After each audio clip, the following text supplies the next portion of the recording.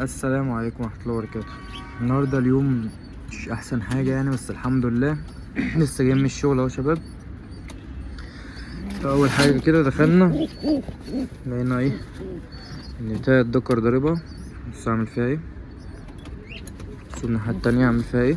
استنى، بص الناحية التانية. تمام، ده أول حاجة. تاني حاجة القص الأحمر غزار، بس ده كان معاهم زغلول. بصوا الزغلول جيت لقيته عامل ازاي. فيا ريت يا جماعه اللي يشوف حاجه يقول بسم الله ما شاء الله، وربنا يكرم الجميع ويكرمنا بامر الله. فهو دي تربيه الحمام، فيها مكسب وفيها خساره،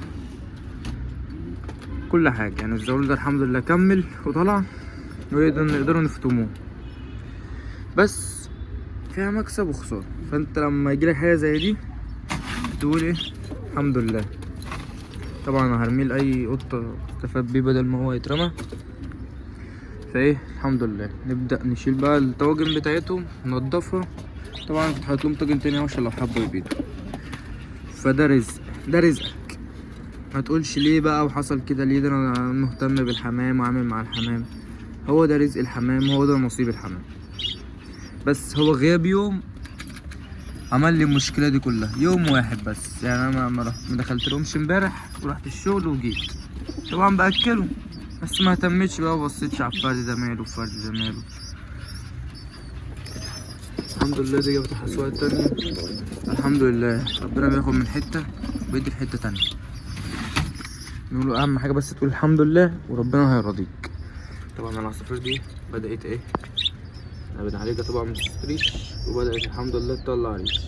الحمد لله اهي بدأ الريش عندها ينبت. فهو الجو ده بتاع المشاكل دي، هو الشتا بتاع فرخ وكل حاجة، بس بيبقى فيه مشاكل وفيه تعب وفيه أمراض وفيه حاجات بتحصل غريبة.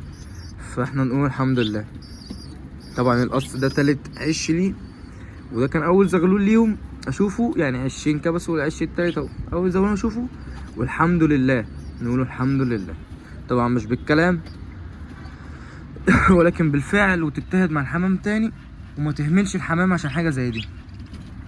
بس دي كانت نصيحتنا النهارده. يا ريت تحطوا لايك وتشتركوا في القناه لو انتم ما اشتركتش. كان معاكم سامر احمد من اسكندريه. يلا سلام.